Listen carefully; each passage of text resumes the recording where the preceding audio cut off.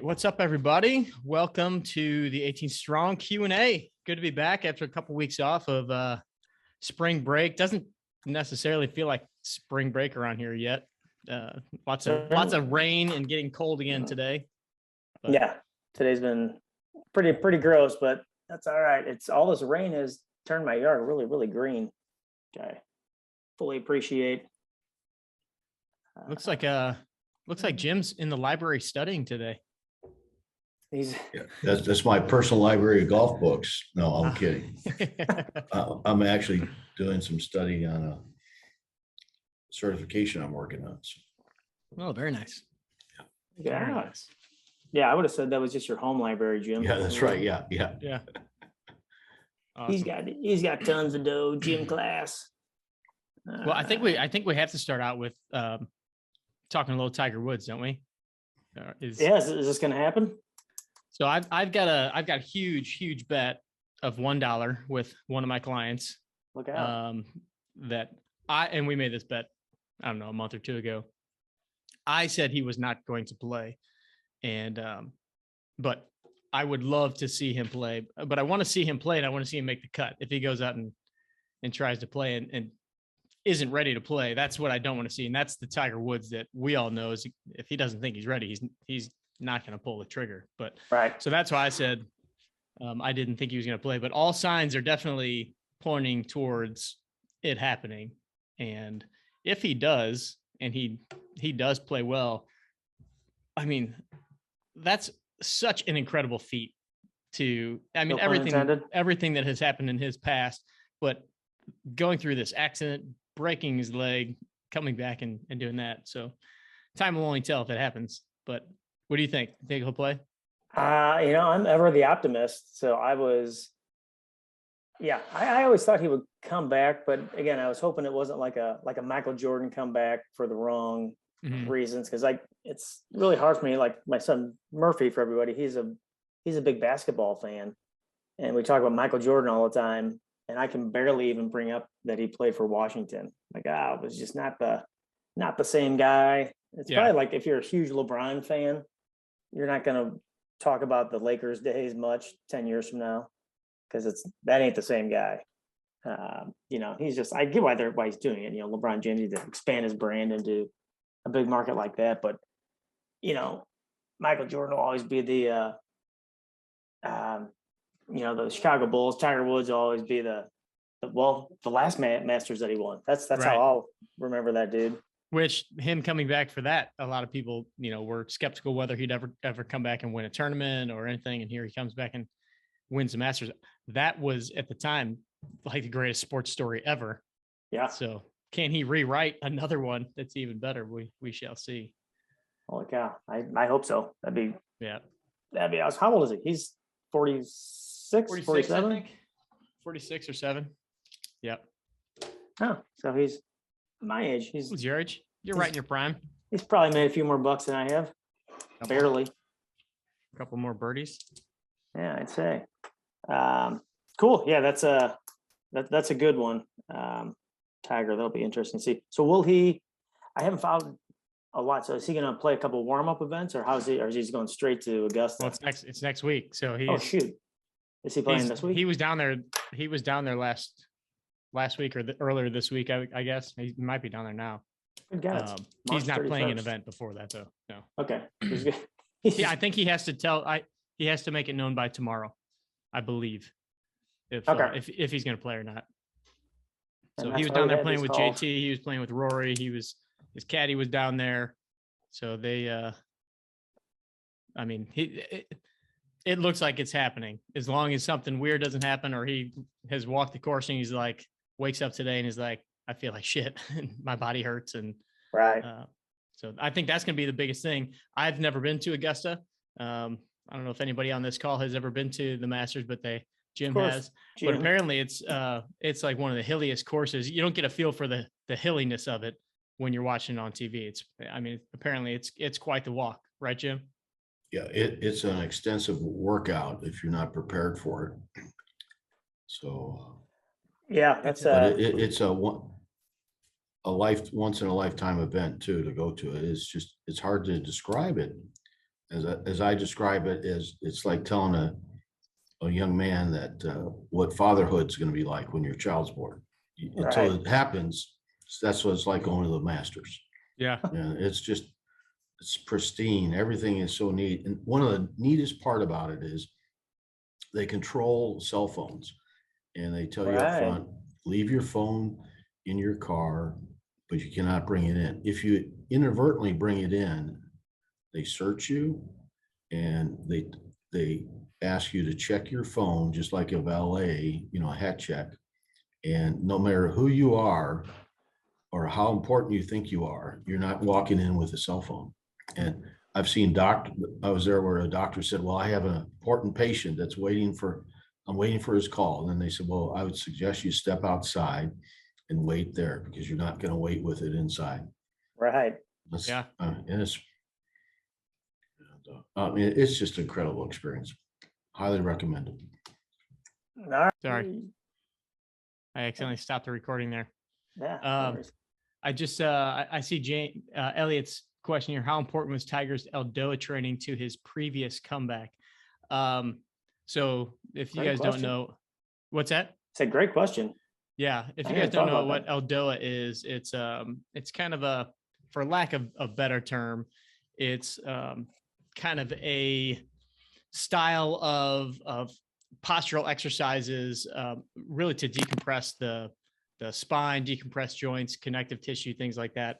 Started by a doctor named Guy Voyer, and our friend of the 18 Strong podcast, Dan Hellman, is one of the top Eldoa practitioners. And we know for a fact that Dan worked with Tiger a little bit back in the day before coming back and, winning the Masters. And I don't know if Dan is still working with him at all or what that relationship is like. It's anybody working with Tiger, it's a very secretive relationship. He doesn't want people to know who his people are. But from what I understand, and just from the results that we saw, with all of Tiger's back issues and everything, he had multiple surgeries on his back prior to having a chance to work with Dan. And, obviously he did very, very well and was able to come back and play again. Many people didn't think he'd be able to play again after his spinal fusion. So do I know any of the details? No, not at all. And so many people speculate on all the different things that Tiger has done in his past and that, but we do know for a fact that he worked with Dan and most likely got very, very good results. I'm hoping that they are still working together. In fact, I was just messaging back and forth with Dan today about a course that he's hosting in the next couple of months that I might try to virtually attend. But so it all has to do with, a lot of like postural positions. We've even adapted some of those things into a couple of our programs. I believe it's the Anywhere program where we've got some posture and stretches and like post round things. And a couple of those are kind of adapted off of the Eldoa programming. I'm not a certified Eldoa trainer or anything like that. So I know what I know, but I haven't gone through the actual certification courses. So, but very excellent stuff. Good question. Very cool. Hey, I was trying to look at the that face burst post that you had with our buddy. Oh, that was on your personal page, right? Where your client who shall remain nameless, Mike, was addressing the ball, and then you had him get in the. Yeah. Pull that up. I was looking at your guys back and forth, and it seemed like you were speaking Chinese to me, but because I talked to you about it before that, I kind of knew what it was. But the explanation was pretty nerdy between you and I forget who that was. Yeah. So let's see. I'll share my screen in a second here. Need to close all the tabs that are inappropriate for these calls. Yeah. All right. Let's see. How do I do this? Which then this actually leads into the next segues into nicely the stiff biff. The stiff biff. The stiff biff. Yeah, there it is. All right. Can you guys see this? Yep. Let me see if I can open that up a little more. So this is one of my it's kind of cool and funny. This is a guy that I started playing soccer with back in 4th grade and just started working with him as a client over the last couple of weeks, I guess. So, well, I'll let you kind of ask the question, Rhino, if you have a specific question, and then I'll kind of explain the situation here. Yeah. So the before kind of, it reminds me of how I was before I talked to you, where it's not, I mean, the shoulder's not rolled over, but like, I feel like I was doing that. And then to overcompensate it, I kind of stick my butt out, probably overdo it more. And that's kind of, I probably arched my back a little too much. So that's where you're getting pushback, because the before, and then you told Mike to, hey, pretend that you're doing a deadlift, right? Right. And so that's why you get into that position. And then I know when you put on Instagram, a bunch of the guys come out of the woodwork. Why are you doing that? You're telling them the wrong thing to do. Like, slow down. Yeah, it's funny. So I think I've mentioned before that we have Casey Cox, who is a biomechanics specialist, and he helped develop some of the software for some of the for a company called K-Vest, and K-Vest, you know, you strap it on your shoulders, strap it on your hips, strap it on your hands, and it reads a lot of biomechanical data, angles that your body's in, your trunk, your hips, your pelvis, your hands, all that stuff. So Casey is incredible with the biomechanics, and he came in today, and he's on Facebook, but barely. And he goes, "Hey, dude, even I saw your post yesterday." He's like, it's making some waves in the golf world. The rounds. And what's funny about the golf world, and I'm not saying like, oh my gosh, this thing's going viral. It's more, you know, golf instructors they're extremely territorial and dogmatic on the way that they do their thing. And so I got several direct messages. I got a couple comments, not that I was like overwhelmed with this stuff, but a couple comments from instructors, like sending me pictures of different postures and showing how, can you guys see the little arrow, my cursor here when I do this? Yeah. Okay. So one guy sent me probably 30 pictures in my direct messages of golfers in what kind of looks a little bit like this posture. And said, you know, I beg to differ with your, whatever he said. But all these pictures that he sent me were guys from like the 70s. And he said, you know, 60 majors won with this setup. And not one was from past 1980. One was, and it was a picture of Jordan Spieth chipping. Good Lord. So anyway, but the point of this post, the reason why I put it out there, and you can kind of read that if you want to read that, is I was kind of showing the fact that golfers need to have control over their body, and they need to be able to hinge properly from their hips in order to get into a perfect position. Mike here is like a 20 handicap and just really kind of started playing the game last year. He's a very athletic guy. He, you know, he's a guy that is aware of his body. And so he stepped up to hit a golf ball. And I noticed that from my point of view, his weight was very much in his toes, and you can only get so much out of a still photo here too. Right. So when I watched him hit, he was very much on his toes and kind of leaning forward and a little bit off balance. And so when he would swing, he would kind of shift most of his weight again towards the ball of his feet. And he was really swinging kind of over the top. And I said, Mike, you look off balance. Do me a favor, get in a deadlift stance. Like, pretend that you're going to deadlift that golf club, and then grab it again like a regular golf club. And so he got into basically this position that you see on the right side. And I was like, tell me how much more balanced you feel in that setup right there. He's like, pretty good. And so what I did, I went up to him, went behind him, and kind of pushed on his back. So kind of get this visual here.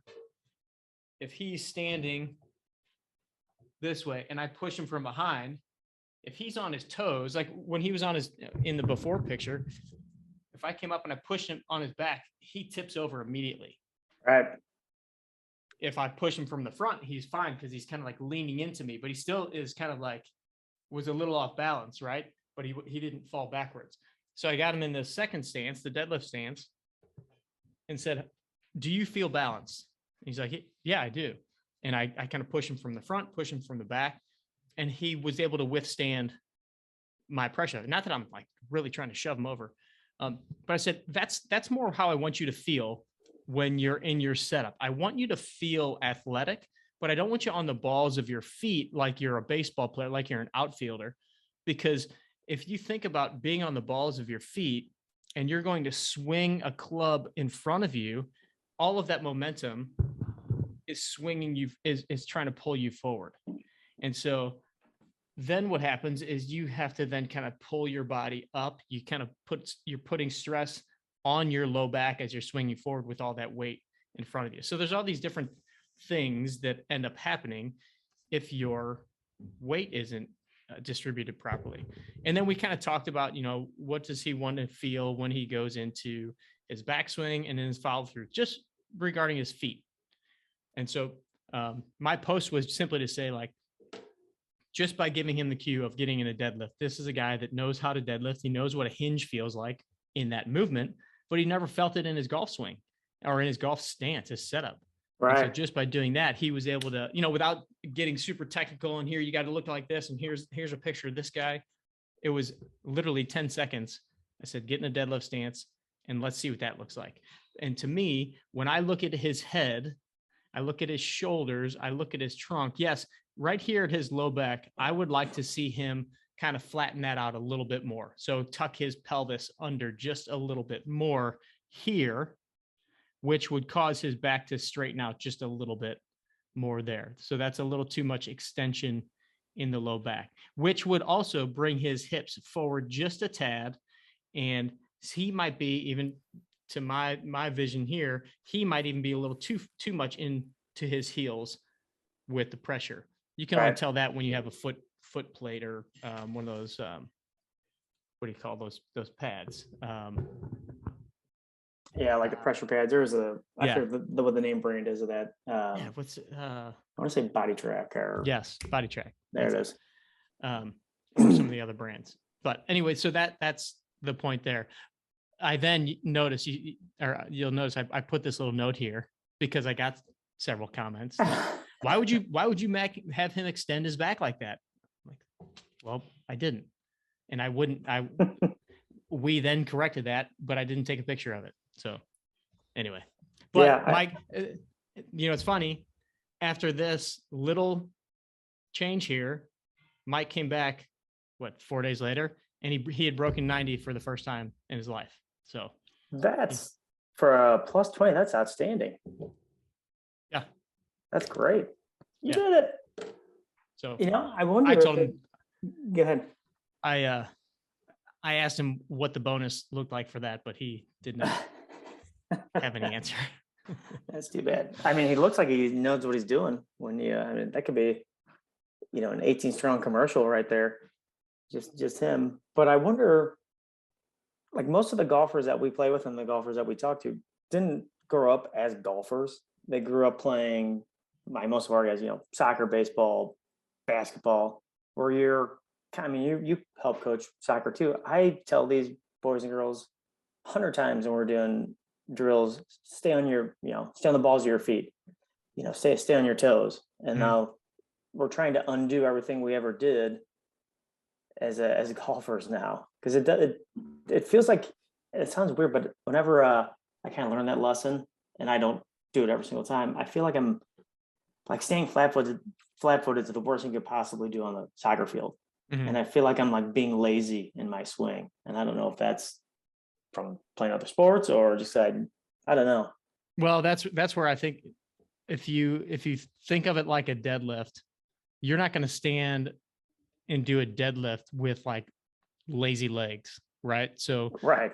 And I don't want, what you don't want is to be too far into your heels either, where you feel your toes kind of flipping up off the ground either. Yep. So there's a fine line, and there's different grades of it too. Everybody's going to feel a little different. Some people are going to kind of continue to want to kind of shift towards that that front position a little bit. And there's some athleticism. I'm not saying that this is, everybody needs to have the exact same setup, exact same foot pressure when they start.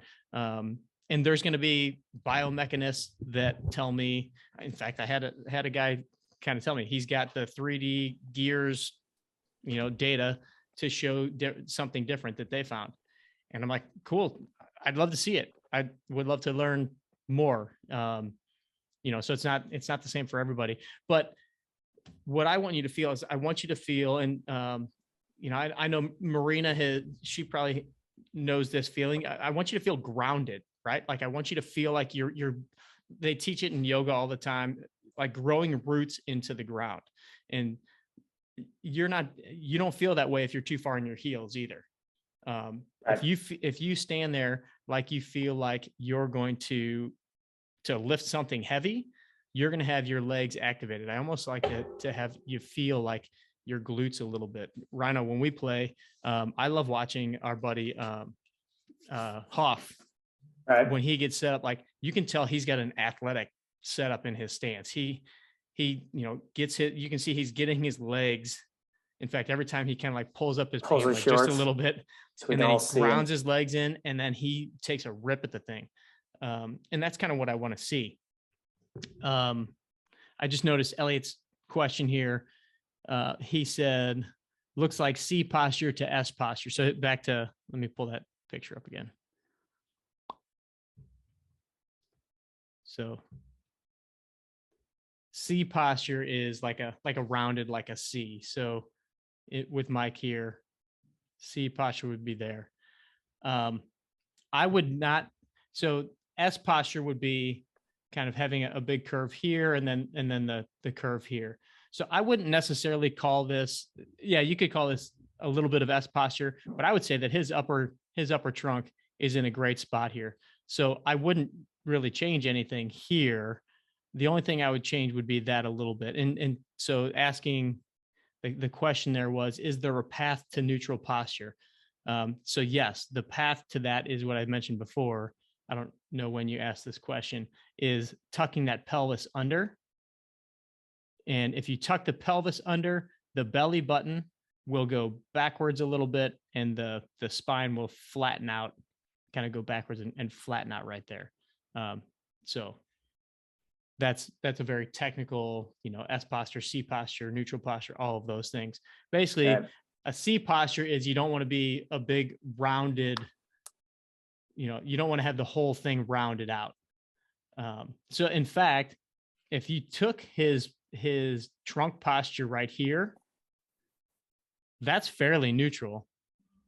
And then if you got his shoulders into that position there, that's a good spot there. So it's like, if we kind of combine the two of those, that would be really good. When you're deadlifting, we end up extending a little bit more in our low back. And that's why that was a natural feeling and posture for him to get into right there. Right. Rhino, I would say when you set up and you've got your rounded, just like you said you kind of round your shoulders and you kind of stick your butt out. That's an S posture where you've got the round upper and then the scoop in the low back. I don't do that shoulders thing anymore. You taught me, but good. Most of the times I don't do it. I do my best. I love free instruction. All right. What else you got?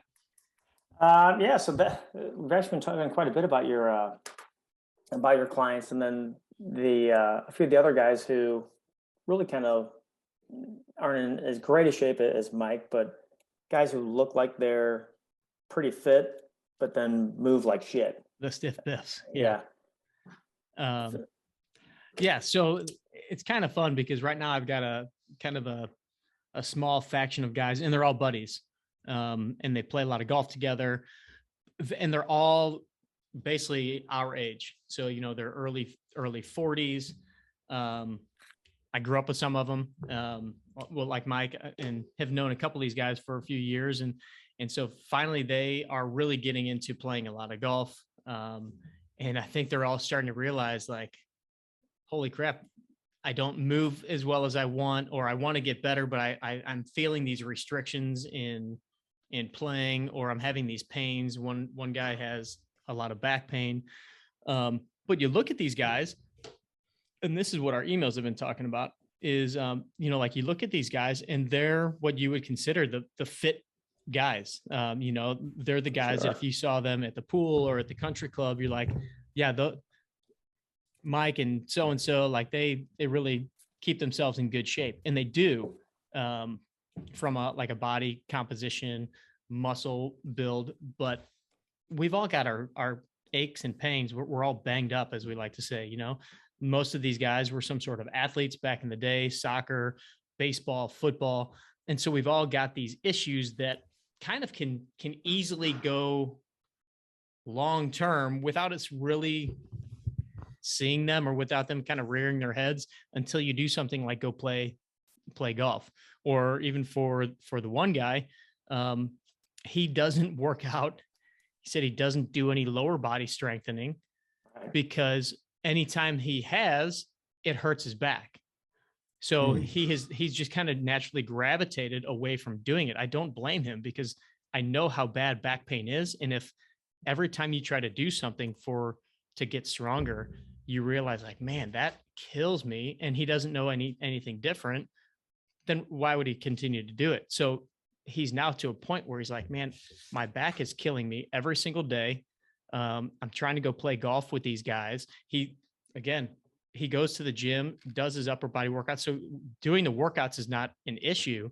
It's doing some of the other stuff that will help him move a little bit better.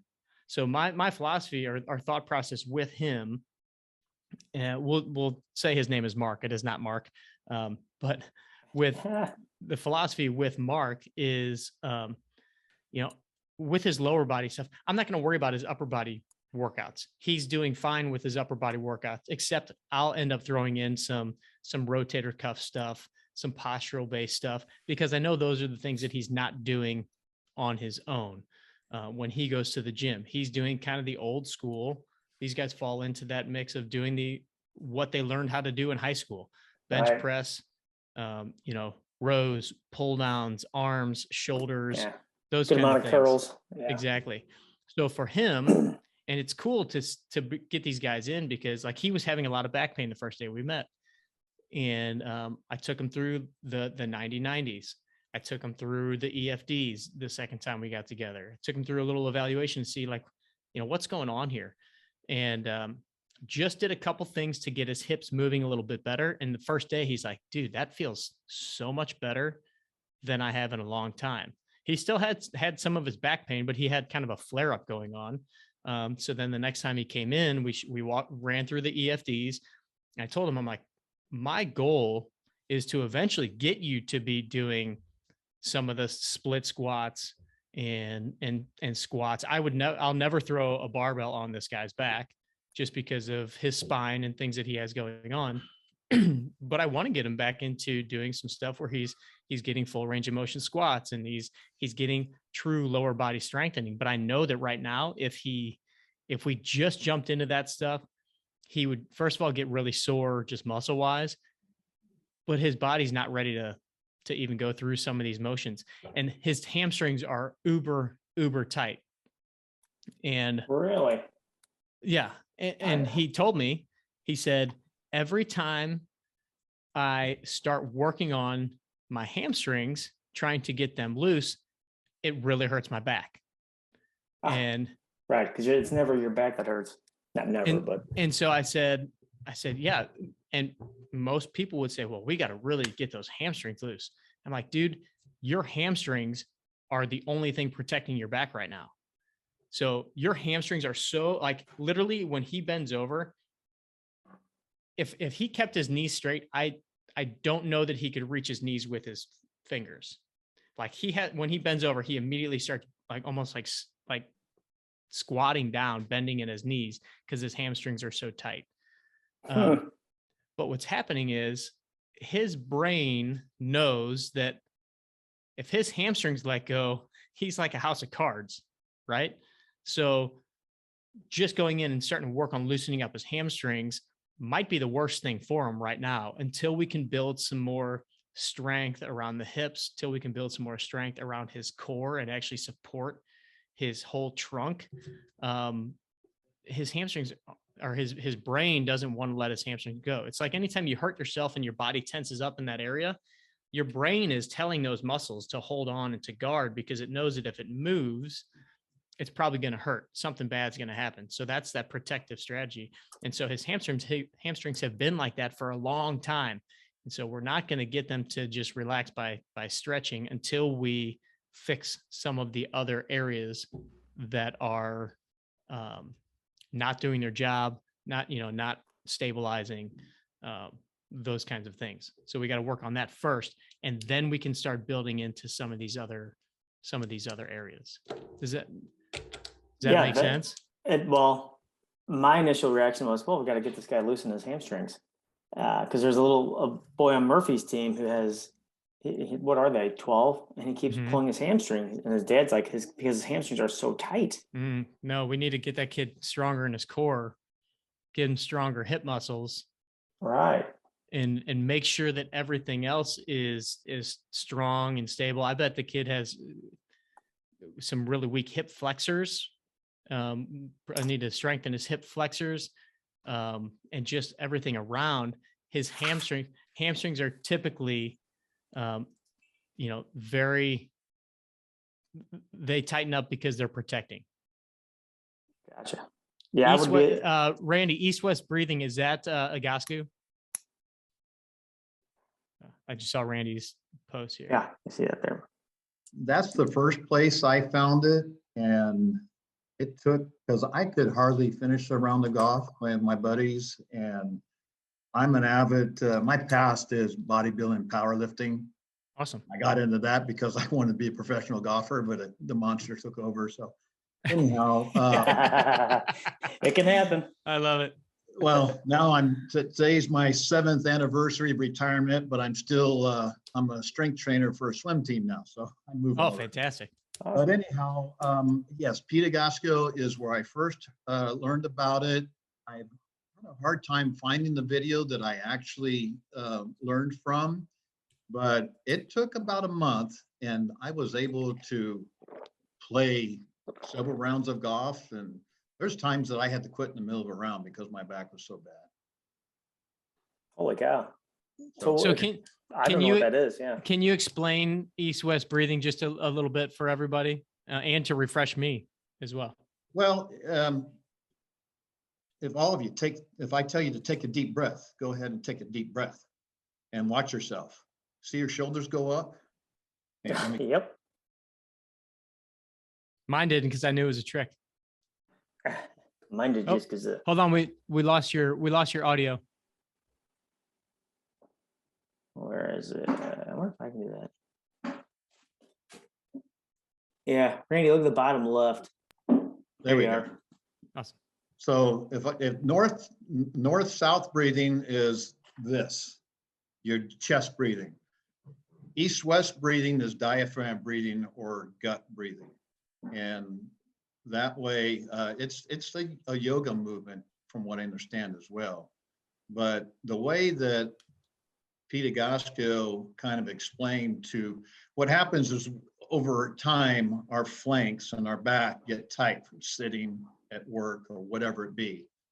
And you have to break that up so you're able to do this east-west breathing. So what you want to do, and I'm looking at the internet here, and there is a golfer here, Roger Fredericks. Mm-hmm. Does that ring a bell? Mm-hmm. He talks about east-west breathing here. It's about a 2-minute video on it. But the way that Pete explained is that if you're sitting down and you lean forward and rest your chest onto your thighs and breathe real deep, and the only place that could come out now is in your back. So that's helping to break up those flanks. And it took about a month for that to actually happen, but it has worked tremendously. I was actually explaining it to one of our swimmers and his father last night at the pool, how beneficial it was for back pain. Awesome. So I was mentioning Dan Hellman earlier from Eldoa, and about the course that he's going to be doing I think it's in April, and it's all about breathing. It's all about thoracics and stuff like that. If you want any info, I know a lot of people that listen to this call, and maybe Ryan, maybe we can even send an email out. I'll reach out to Dan and see if he would want us to send an email out about that course, because Dan's pretty amazing at what he does, and he has a couple of another two people that are presenting that it sounds like are experts in breathing. The one guy's an expert in the Wim Hof method, which we've talked a lot about recently, cold showers and breathing and things like that. But if anybody's interested, I'll get that information and we can get it sent out. He's doing you can either go to the course live, I think down in Florida. I think it's in Florida, or you can do it virtually or on demand. Like you can just kind of watch it at your own pace after it's over. So, but I'll reach out to Dan for that too, if anybody's interested, if you'd be interested in that, Randy. Cool. Yeah, I'll, okay, so Dan. Okay, duly noted. I know there's a lot of fitness professionals on and this course is for professionals, but I know that there's a lot of fitness pros, medical pros that are in our audience and on our email list, and we can maybe send that out if Dan wants us to. What's Dan's last name? Hellman. Helman. Yep.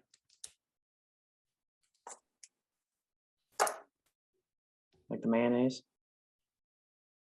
Yep. Without the S. It's a possessive S. What if it's his mayonnaise? Okay. Dan Hellman, Marina, and it's Eldoa, ELDOA.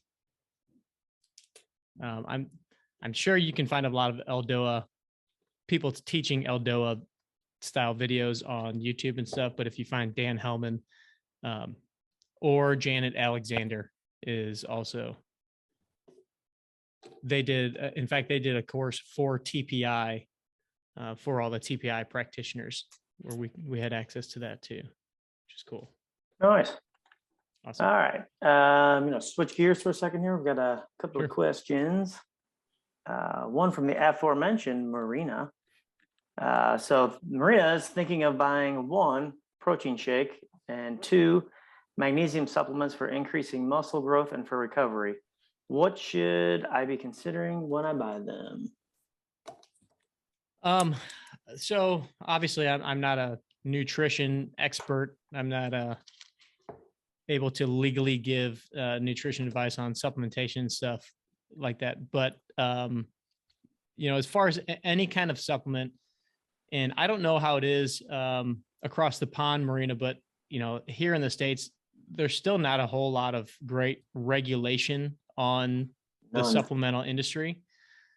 So you want to make sure that whatever you're getting is tested by third parties. Like over here, we have NSF, where they do all the, the sports and drug testing. I think they're worldwide. So just make sure that you're looking at something that is tested by a reputable source. There's other third-party companies now that have cropped up just, for profit's sake. So make sure it's also a reputable third-party source that's doing the testing. Protein-wise, I'm a big, so any protein, like anytime I do a post-workout shake or whatever, I'm typically going to be doing a higher protein content, low sugar based protein. Typically I'll do like a whey isolate, but I have noticed that sometimes that even starts to get to my stomach. So I've started to even mix up the types of protein. So I have at home, I have a plant-based protein that I can't remember what brand that is.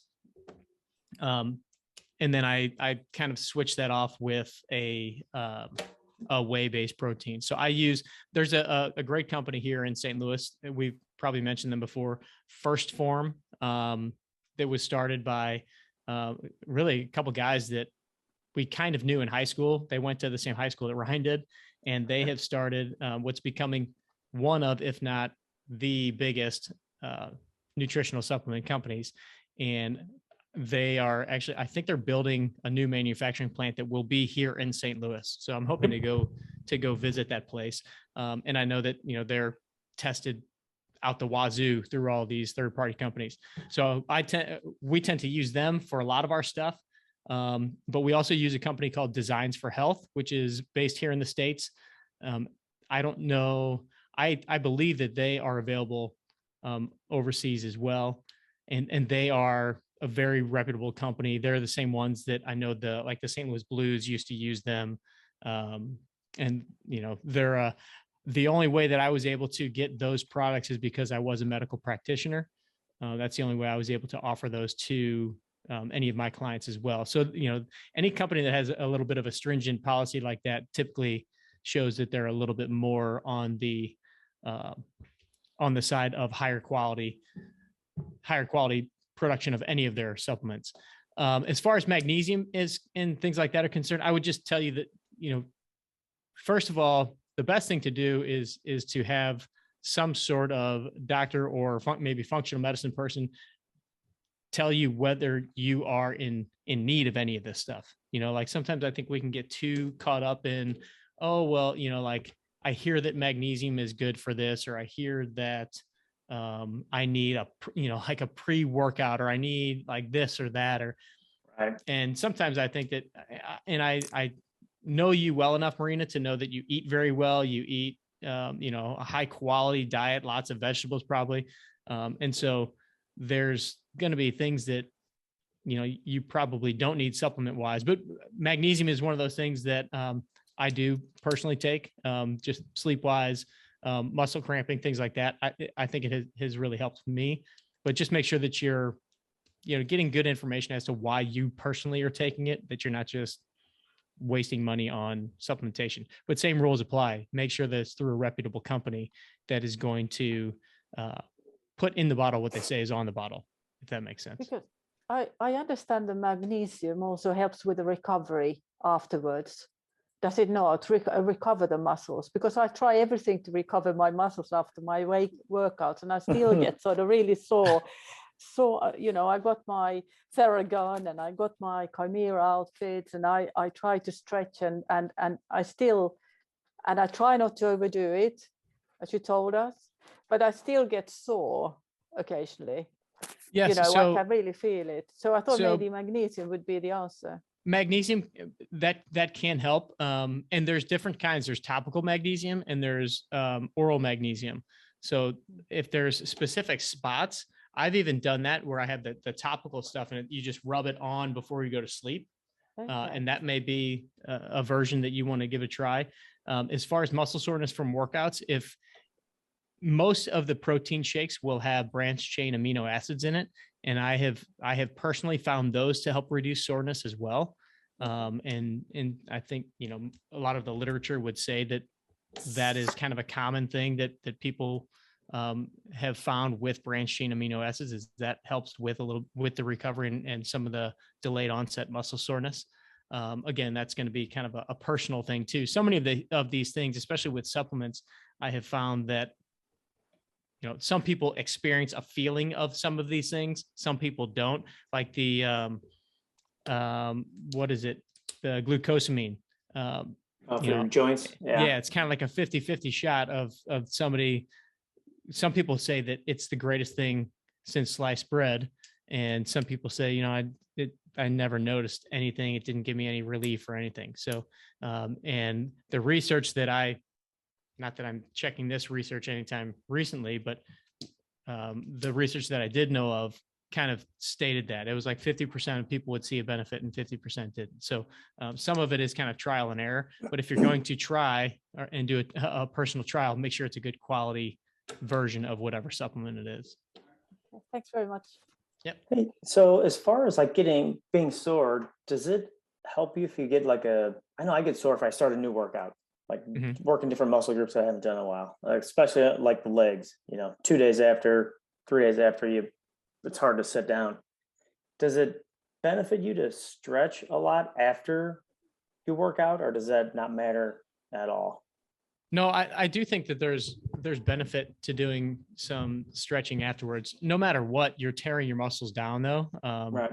And when you're doing a new program, and I'm sure Randy can speak to this pretty astutely, when you're breaking those muscles down and it's a muscle group or it's an angle or something like that, that's kind of the reason why when you're starting a new program, it's so uncomfortable, is because you're kind of hitting muscles in a different way than you did before. Or if you haven't been exercising and then all of a sudden you do this and you tear them down, I mean, you literally are causing that issue.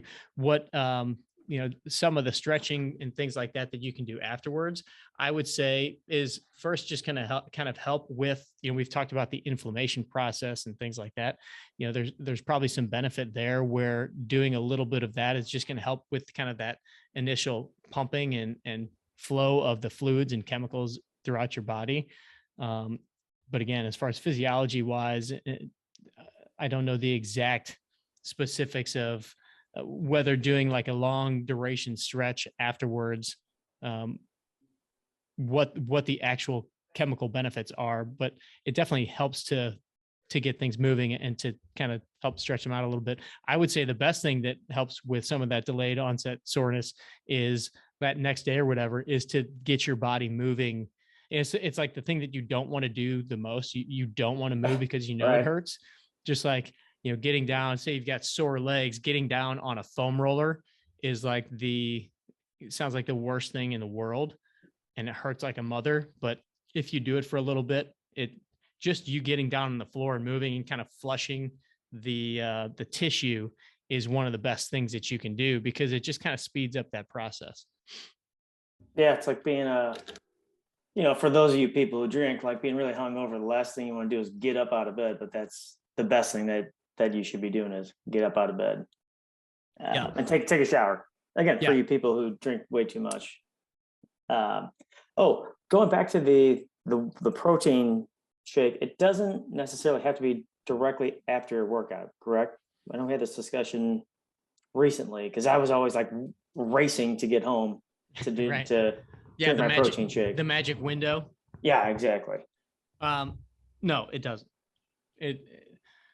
I like to think of your protein levels of, looking at that in the form of a day or even multiple days of getting the right amount of protein. Typically, looking at it from the perspective of a day, because if you're counting calories or looking at your macros or any of those kinds of things, we typically kind of look in a day's scenario. And, I'm a big fan of the post-workout shake. And Tony and I talked about this on several of the podcast episodes, because I think we had this question. But getting that in to your system right after your workout, there may be some slight benefit to that window right there. But really what it's doing is it's ensuring that you're getting the protein into your system in order to recover. And as long as you're getting the right amount of protein on that day, and providing your body with the building blocks it needs to recover, the recovery process is, over the course of the next several days. So the protein shake, as a coach and a trainer, it's a really easy way for us to tell our clients, or to make sure that our clients are getting in the protein that they need that day. Because most people don't eat enough protein in their natural diet. And so we know that they're going to get better results if they have the right amount of protein in their daily intake, but most people don't. So an easy way for us to make sure that happens is right after the workout, go drink your shake. Now, I'm sure there's studies that say yay and studies that say nay on, that hour right after the workout. But from my personal experience and working with clients, and then, talking with very smart individuals, this was even a case on that podcast Mind Pump, which is a very entertaining fitness podcast. And those guys do a ton of research as well, and say the same thing. It's not about getting it in that little window. It's about making sure that you're simply getting your protein in general. Gotcha. It sounds like it's more of a habit forming thing, that go to your workout, go drink your shake.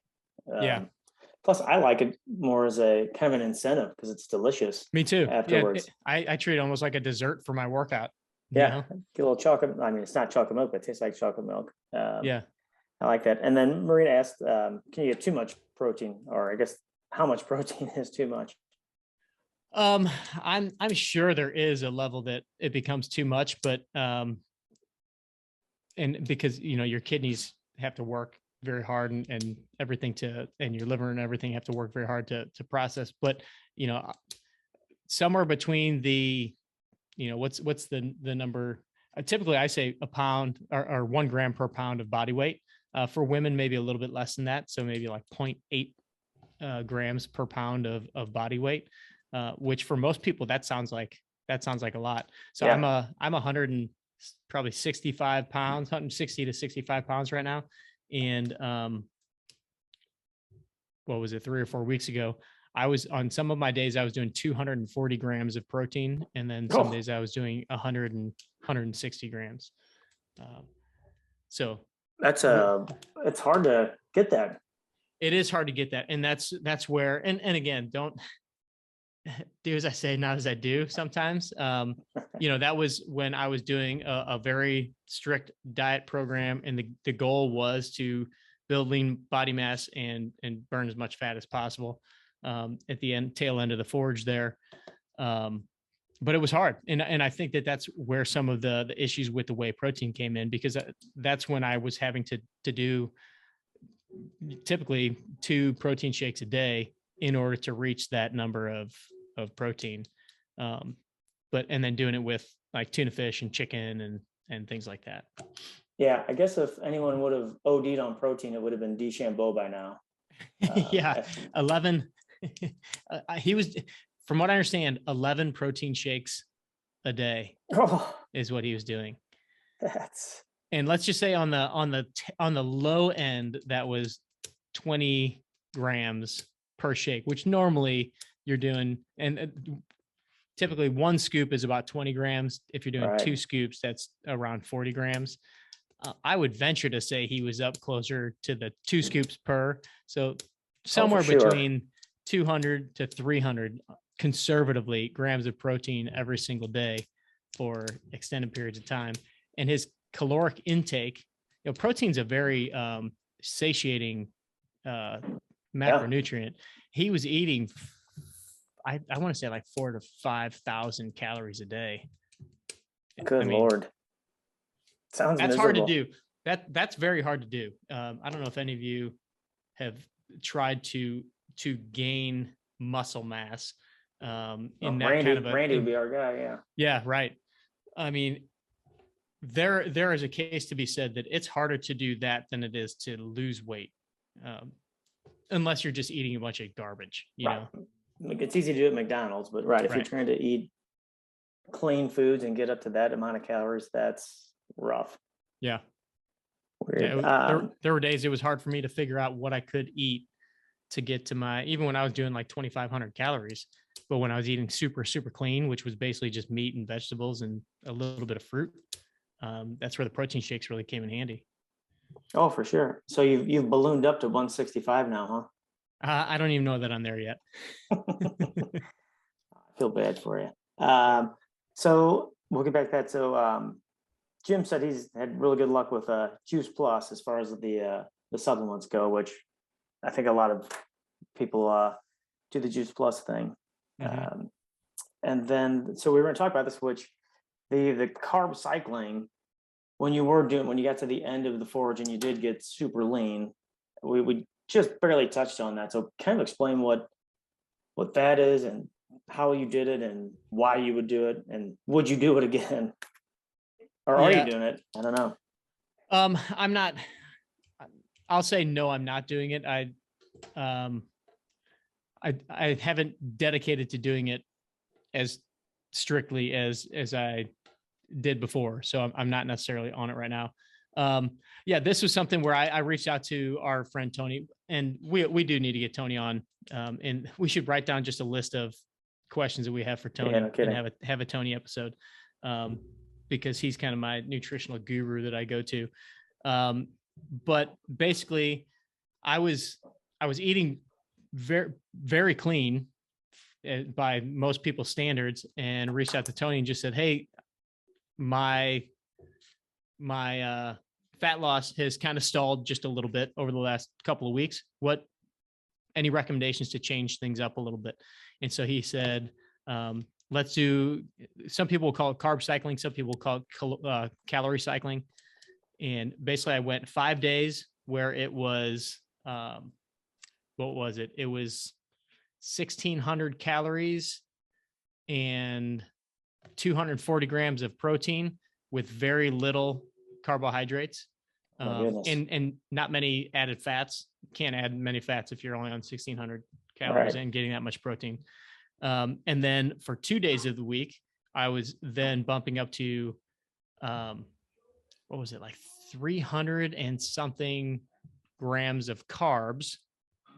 And I was up to like 2,400 calories, something like along those lines.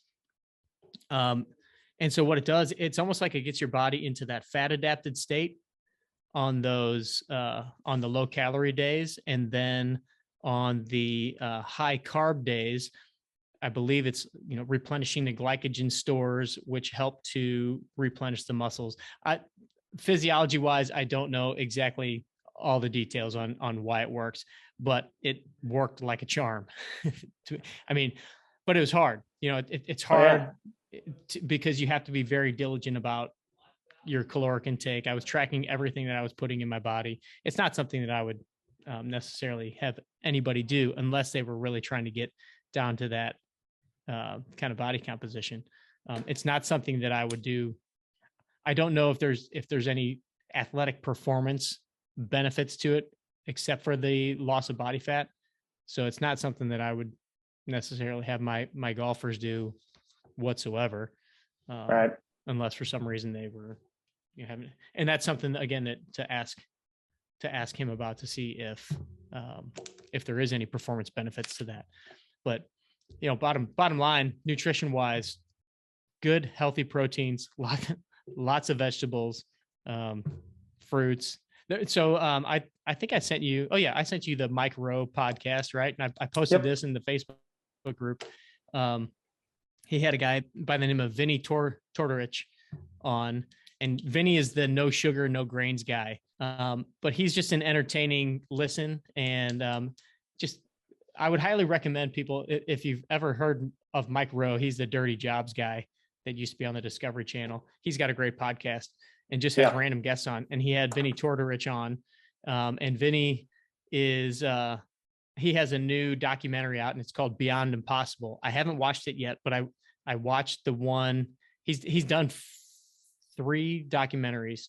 The first one is just called Fat, and it's all about how dietary fat has been kind of bastardized, and talks about the importance of animal proteins and things like that. Very interesting, and very much kind of in contrast of that really popular documentary that came out recently called Game Changers, which many people really jumped on that bandwagon. So if you've watched Game Changers, I would recommend that you also watch the fat documentary. I just found it on YouTube, and it's very interesting. But Vinny talks about how protein is so important. It's not rocket science. Protein is so important. Good, vegetables, fruits, but it's the grains and the sugar stuff that has really, really screwed up our society over the past 50 years and really caused kind of our obesity epidemic, which is now kind of spreading across the world. And they kind of give a history of how some of that came about in that fact documentary. And then I'm listening to his book now called Fitness Confidential, which is just it's an entertaining read for a fitness book, if you're interested in that. There aren't many. No. That's pretty good. Yeah, it seemed like, so I read his PDF, which he said it's like 24 pages. And he said that's like the thing he's most proud of, I think, because so many people have gotten access to it. And it's real similar to like just the keto diet, or, I guess Atkins kind of popularized that thing. Unless I'm missing something, but it's basically that, is it not? Say that again. It's mostly like a keto diet or Atkins or caveman diet type thing. Just no breads, no pastas, no. Yeah, for the most part, beans. and that the documentary talks a lot about the keto diet, and I've never done like an official keto diet, and so I'm not saying that's necessarily what people should be doing. And I kind of feel like Vinny has backed off of being like straight keto. I don't know if he ever was. I did not read the PDF yet. I just downloaded it. But it's also stating the case that animal fats and things like that are not the devil, basically, and that a lot of the stuff that many people assume are healthy, being grains and some of those things are not nearly as healthy as they thought. And then like the vegetable oils and things like that, and the high fructose corn syrup and stuff like that is filled into all of our foods is really some of the main problems that have caused a lot of the obesity epidemic, diabetes, and metabolic syndrome, things like that in regards to our health. And it was all in the attempt to make the population healthier. They were trying to do the right thing, but kind of got some of the science wrong based on just some bad direction. You're the optimist that they didn't do it on purpose. I say big food did it to us. Oh, yeah. I mean, guaranteed. That's why it exploded, is because there's a lot of money in cheap food. All these, just like there's a lot of money in fitness products and like the whole aerobics and exercise craze and things like that. One of the best lines I even sent it over to you was Vinny says, exercise is a terrible way to lose weight. And that goes against everything that anybody from the 80s and 90s and beyond, everybody thinks that exercising is what's going to get you to lose weight. And it's like, nope, you can lose as much weight as you need and not exercise an ounce. But then he says, so then the question is, well, why exercise? And he said, well, because exercise is the key to the fountain of youth, because our bodies need to move and that helps us be healthy. But as far as weight loss is concerned, we've gone about it wrong for so many years. Yeah, clearly it's not working. No. Nice. All right, we are at 3:03. So yeah, our questions are answered. So we're ready to rock on, man. All right, guys. Great to see you again. We will be back again next week. And sorry for the absence the last couple of weeks, but it's good to have you all back. All right, cool. I'll talk to you guys soon. All right, guys. Adios. Thank you. Bye. Welcome. You're welcome.